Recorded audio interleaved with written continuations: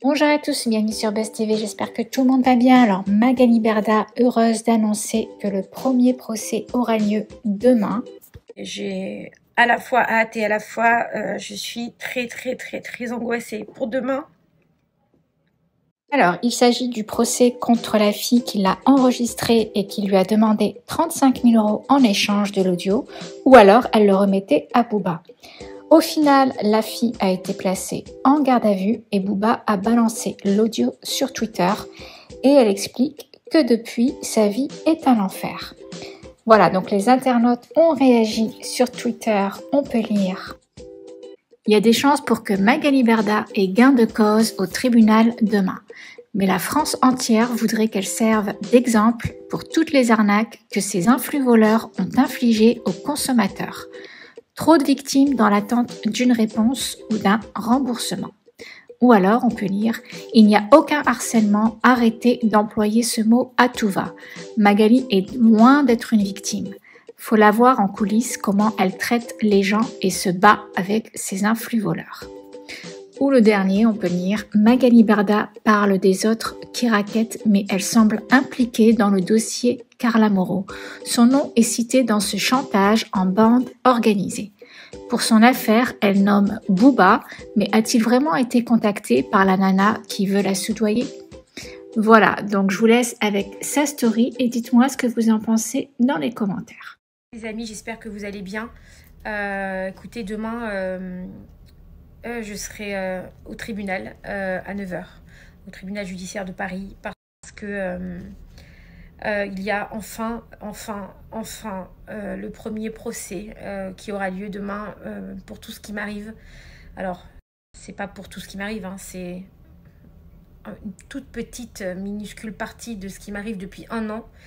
Je sais que en fait, je ne peux que, depuis un an, en fait, tout ce qui m'arrive depuis le 17 mai, je peux pas forcément m'exprimer dessus. Je peux pas vous dire à chaque fois, il s'est passé ça aujourd'hui, il s'est passé ça aujourd'hui, parce que, voilà, on a dû déposer des plaintes, il y a des enquêtes qui ont été ouvertes, il y a un travail colossal qui a été fait de la gendarmerie, des services de l'OCLCH, c'est un travail incroyable, sans qui, je l'ai dit à plusieurs reprises, j'aurais pas pu vivre.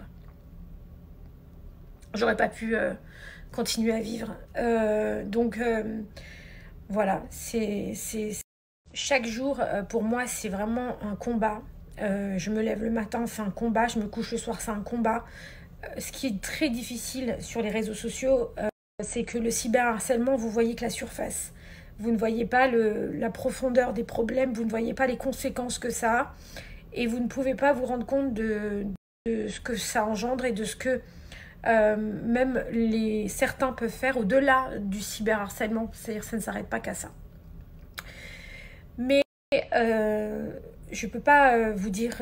en fait, déjà, j'étais pas en état, j'avais pas envie forcément. Donc, à part... Pourquoi à chaque fois je prends mes réseaux, je dis je suis à bout, j'en peux plus. Et j'ai fait ça plusieurs fois parce que vraiment, j'étais en craquage total et que des fois, on a besoin. Et c'est comme ça. Parce qu'encore une fois, c'est tous les jours, toutes les heures, toutes les minutes.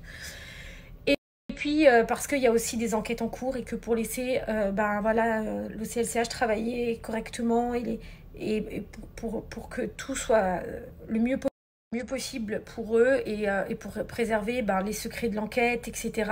Et puis, voilà, j'ai pas pu et je n'ai pas voulu vous expliquer tout ce qui s'est passé au quotidien, mais ça va bien au-delà d'un simple cyberharcèlement. Et demain, il y a enfin un des premiers procès, parce qu'il va y en avoir beaucoup, mais un des premiers procès, demain matin, à 9 h, au tribunal judiciaire de Paris. Cette histoire, c'est très simple. C'est une personne qui m'a enregistré à mon insu, qui m'a demandé une certaine somme d'argent. En fait, cette personne m'a contactée en me disant qu'elle était en contact avec Booba et ses équipes pour lui vendre mes enregistrements. Lors de ces enregistrements, je savais que j'avais pas dit des dingueries. En fait, je sais ce que je dis et j'assume totalement ce que je dis. Mais vous savez que quand vous avez votre voix dans des audios, et c'est ce que je vis depuis un an, c'est très facile de les monter, de les trafiquer, etc. Donc j'ai beau dire, c'est pas vraiment l'audio original, c'est sorti du contexte, c'est pas ça, c'est trafiqué, c'est pas comme ça. Et en fait, bah, souvent, on ne croit pas. Le but, c'est vraiment de me diaboliser, de me faire passer pour une folle, etc. Et bah, la preuve, voilà, que non. C'est que, en fait, cette personne donc, m'a enregistré en juin l'année dernière. Je crois que c'était en juin. Et m'a recontacté en septembre, octobre. Je ne sais plus exactement, pardonnez-moi pour les dates. Et m'a dit, voilà, je suis en contact avec toutes les équipes de Booba et Booba directement. Qui veut m'acheter ses audios pour 35 000 euros. Voilà ce qu'on m'a dit. Et donc j'ai dit mais c'est un cauchemar. Et ça tombait en plus à un moment où bah, j'étais harcelée tous les jours des histoires, tous les jours des problèmes, tous les jours on vient m'attaquer, tous les jours on vient m'apporter ça, tous les jours on fait de la délation, de la fausse délation, des trucs, des machins. C'est trop en fait, c'est trop. Et cette personne m'appelle et me dit, bah voilà, je dis, mais attends, tu sais très bien qu'en donnant ces audios, déjà on se connaît pas, c'est une personne que j'ai vue qu'une fois dans ma vie. Tu vas les donner, tu m'as enregistré à mon insu, tu vas les donner à Booba, à l'équipe de Booba, tu sais très bien ce qu'il va en faire, tu sais très bien qu'ils vont monter des trucs, qu'ils vont les couper, etc. En fait, je sais pas, je suis un être humain en fait, donc oui, mais c'est 35 000 euros, c'est quand même pas rien, donc moi j'en ai besoin, donc je m'en fous. Donc, soit tu payes les 35 000 euros, tu me donnes la même chose. Hein, elle m'a dit, je suis pas méchante, hein, regarde, tu me donnes la même chose, c'est pas grave. Voilà, et je te donnerai donc ces audios, je te les rendrai. Et je te donnerai la preuve en plus qu'ils ont voulu me les racheter. Ce moment-là, j'étais dépitée, non pas de peur de ce que j'ai dit, mais de fatigue mentale. Où je me suis dit, mais est-ce que je dois les racheter ou est-ce que je dois pas les racheter? Et j'ai appelé mon avocat. Je lui ai dit, qu'est-ce que je vais faire? Il va encore sortir des audios qui vont être découpés, qui vont être trafiqués, etc. Et je vais encore me faire défoncer, je vais encore passer pour une horreur. Et donc, qu'est-ce que je dois faire? Mon avocat, il est venu me voir. Et il m'a dit quelque chose de très fort. Il m'a dit... Magali, moi je vous fais confiance. Il m'a dit, moi je sais qui vous êtes maintenant, je vous connais par cœur, je connais toute votre vie. Il m'a dit, moi je vous fais confiance, j'ai confiance en vous et je sais que sur ces audios de toute manière il peut pas y avoir des horreurs et je sais qui vous êtes, donc ayez confiance en vous et la justice gagne, il ne faut pas céder, etc. Donc on va aller déposer plainte. On est allé déposer plainte, heureusement qu'il m'a vraiment pris par la main et qu'il m'a emmené. On a passé des heures et des heures au commissariat très tard le soir. Et la personne est venue le lendemain dans mes bureaux pour récupérer les fonds. Donc voilà, je lui ai dit qu'elle allait toucher son argent. Et en fait, elle a été arrêtée par la police en flagrance dans mes locaux. Donc tous les employés étaient montés au deuxième étage. Et la police était à côté de moi, elle est rentrée et, pour récupérer donc les 35 000 euros. Et elle est repartie avec la police. Et elle a fait donc 2 jours de garde à vue. Et elle est ressortie avec une convocation au tribunal correctionnel pour un procès qui aura donc lieu demain, avec des faits de flagrance. Et j'ai passé 3 jours, donc c'était 2 jours ou 3 jours de cauchemar, où c'était des messages, des coups de pression, des horreurs, en plus de ce qui se passe sur les réseaux, de tout ce qu'on raconte. Donc j'avais ça. Et bref, c'était vraiment un enfer. Et puis quand la police l'a arrêté, je me suis dit, j'ai vraiment bien fait d'écouter mon avocat, d'aller déposer plainte. Et il ne faut pas avoir peur, il faut vraiment pas céder parce que le chantage, vous savez, quand on vous le fait une fois, on vous le fera 2 fois. Et de toute manière, quand on ne diffuse pas quelque chose, on le diffusera un jour ou l'autre. Moi, j'ai vraiment écouté mon avocat. Et la personne a été arrêtée. Cette femme a donc reconnu les faits et convoquée au tribunal. Il faut savoir que quand elle a fait sa garde à vue 2 jours après, bien évidemment, elle est sortie, je crois, le vendredi. Elle est sortie de garde à vue, je crois que c'était le vendredi ou le samedi, je ne sais plus exactement. Et le dimanche, bien évidemment, fin de journée, eh bien, les enregistrements ont été diffusés sur le compte Twitter de Booba, coupés, montés. Bref, tout ça maintenant est entre les mains de la justice. Et je suis quand même, voilà, contente que demain il y ait ce procès. Ça va être très très dur pour moi parce que c'est le premier procès de tout cet enfer et toute cette horreur. Parce que quand vous cumulez ça, plus ça, plus ça, plus ça, plus ça, et qu'on vous fait que des trucs comme ça tous les jours, que des histoires de dingue, où vous avez l'impression d'être dans un cauchemar, et ben, le fait, même si tout ça n'est pas terminé, puisqu'encore il continue, et ben, vous vous dites quand même que la justice avance, que ça fait 1 an maintenant, et psychologiquement, il y a beaucoup de gens qui m'écrivent, qui me disent mais comment est-ce que tu fais pour tenir? Et en vrai, je me dis, ben voilà, maintenant, il y a des gens qui vont devoir rendre des comptes, même si c'est le début d'une longue série Voilà, je sais qu'il y a d'autres séries de personnes, etc. Bon, bref, pour moi, c'est important, et il faut tenir bon, et il faut tenir bon, parce que ces gens-là, il faut qu'ils rendent des comptes. Il faut qu'ils rendent des comptes. Il n'y a pas d'autre solution. Donc, et ça vous prouve, toute cette histoire, elle vous prouve que le cyberharcèlement peut avoir des conséquences qui vont bien au-delà du cyberharcèlement, que ça peut avoir un impact. Aujourd'hui, monnayer des enregistrements, diffuser des fausses sextapes, balancer l'adresse de l'école de mes enfants, et j'en passe, et faire des tweets sur le décès de ma belle-sœur, sur l'assassinat de ma belle-sœur, et j'en passe, tous les jours, raconter des fausses histoires, tous les jours monter des situations, mais non, enfin, voilà, c'est tout simplement pas humain et pas normal, et la justice avance, et je voulais faire cette story pour dire, parce que je me suis tellement fait salir depuis 1 an, tellement salir, que vous vous doutez bien que je suis obligée de dire aussi, voilà, n'écoutez pas tout ce qu'on vous dit, n'entendez pas tout ce que vous entendez, faites attention à ce que vous entendez. Voilà la preuve de tout ça, et même si ça a été une année, et même si c'est encore une année très très dure, eh bien, il faut tenir bon, et il faut pas lâcher. Continue à dénoncer la responsabilité des plateformes, car si Twitter avait réagi et agi surtout, moi aujourd'hui j'en serais pas là, et il n'y aurait pas tout ça, il n'y aurait pas tous voilà, c'est quelqu'un qui me tire dessus à balles réelles tous les jours devant 6 millions de personnes. C'est pas rien, c'est pas anodin, ce n'est pas sans conséquence.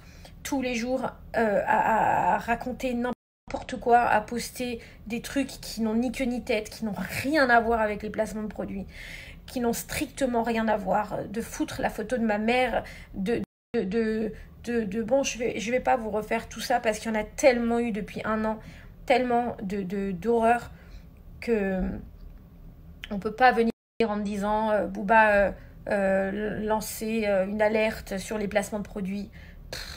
C'est n'importe quoi. Vous voyez bien qu'on attaque une personne. Vous voyez bien que tout ce qui se passe, c'est personnel.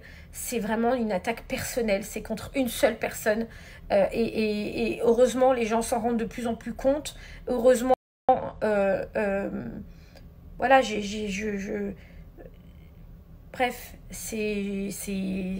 voilà, excusez-moi, j'ai beaucoup de mal à trouver mes mots. J'ai évidemment plus la même force qu'avant, évidemment.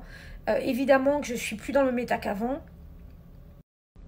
Évidemment que ça a beaucoup de conséquences sur ma vie, que ce soit privée et professionnelle, parce que s'acharner sur une personne, que autant comme ça, aller jusqu'à... voilà, vous vous rendez compte, voilà, l'histoire, elle est dingue. Ça veut dire que voilà, le procès de demain en dit long sur toute cette histoire, qui n'a été que des histoires comme ça, rocambolesques, qui n'a été que des histoires complètement dingues. Voilà, donc j'ai à la fois hâte et à la fois je suis très très très très angoissée pour demain. Mais j'ai très très hâte aussi parce que je me dis que c'est voilà, c'est le début des vérités. Parce que vous savez, moi je vous ai souvent dit, j'en peux plus, je suis à bout, je n'en peux plus. Mais je lui ai toujours dit, je laisse la justice faire son travail, je laisse la justice faire son travail parce que je sais au fond de moi qui je suis, je sais au fond de moi ce que je vaux, je sais, voilà, je sais donc je laisse la justice faire son travail, je suis ici et je continue à me battre. Et demain pour moi c'est le début des vérités. Et je me dis que ce ne sont que les procès qui vont donner des vérités, que les enquêtes qui vont donner des vérités. Et du coup, ben, demain, c'est un premier résultat pour moi. Donc, j'ai vraiment hâte quand même d'y être, même si je suis pas top. Même si c'est très, très, très dur. En fait, quand ça s'est passé, bon, déjà, quand j'ai rencontré cette personne, elle était accompagnée, je parlais avec une autre personne. Elle était présente, et puis elle m'a raconté que voilà, elle était maman, qu'elle avait perdu son bébé, qu'elle vivait des drames, etc., qu'on l'avait accusée d'avoir tué son bébé. Enfin bref, elle était, moi, elle m'avait touchée. Donc je me suis dit, mais enfin, on craint pas ce genre de. Enfin, je sais pas, on est des humains quand même, on peut pas. Comme quoi, il faut se méfier de tout le monde, parce que je la connaissais pas. Je parlais avec l'autre personne, elle a tout enregistré. Et, et en fait, quand elle, donc plusieurs mois après, elle a repris contact avec moi pour me dire donc qu'elle m'avait enregistré et qu'elle était en négociation avec Booba, du coup, et ses équipes, c'est ce qu'elle m'a raconté. Et ben, je me suis dit, c'est un cauchemar. Enfin, lui, il veut. En fait, c'est dingue. Et je dis, mais comment on peut faire ça, quoi? Et je lui ai dit, mais tu te rends compte, tu vas, pour de l'argent, tu vas vendre des notes audio. Tu sais très bien qu'elles vont être utilisées en montées, trafiquées. Ouais, c'est pas mon problème, c'est pas mon problème. Bref. Et en fait, c'était un cauchemar, je dormais plus. J'avais peur, j'étais angoissée, j'étais contrariée, j'avais les attaques de l'autre côté. C'était vraiment un enfer. Et quand la police l'a arrêté, je me suis dit, ça y est, je suis soulagée. Voilà, j'ai bien fait de tenir le coup, j'ai bien fait de pas céder, j'ai bien fait de pas céder. Et quand 2 jours après sa sortie de garde à vue, j'ai entendu ma voix sur le compte Twitter de Booba, de ses audios, quand j'ai vu qu'en plus ils étaient trafiqués, qu'ils étaient coupés, j'ai dit, mais il y en a, ils vont en garde à vue, ils s'arrêtent pas. Enfin, ils comprennent pas le mal, ils se disent toujours qu'il y a... Enfin, je comprends pas en fait, je comprends pas comment on peut faire ça. Comment on peut faire ça, je comprends pas. Pendant 3 jours, je crois que ça a duré 3 jours l'histoire de ce chantage. Si je vous dis, elle m'envoyait des messages, c'était des coups de pression. À un moment donné, elle m'a dit, fais attention, je viens à ton bureau, mais il y a mon équipe en bas, il y a des gens en bas qui m'attendent au cas où tu essaierais de me prendre mon téléphone et tu essaierais de me faire quelque chose. Il y a plein de gens en bas qui m'attendent de mon équipe et tout. J'ai dit, mais...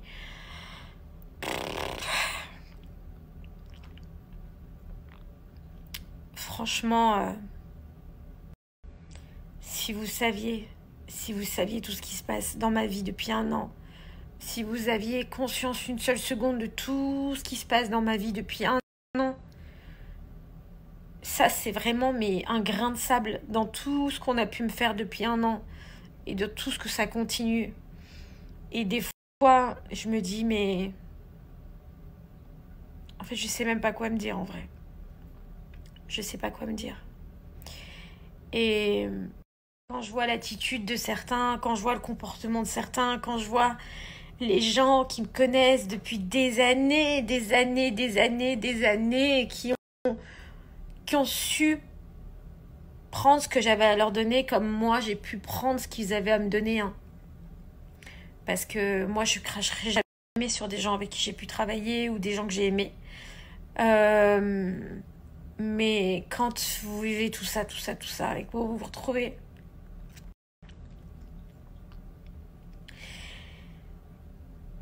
complètement solo, vous vous dites mais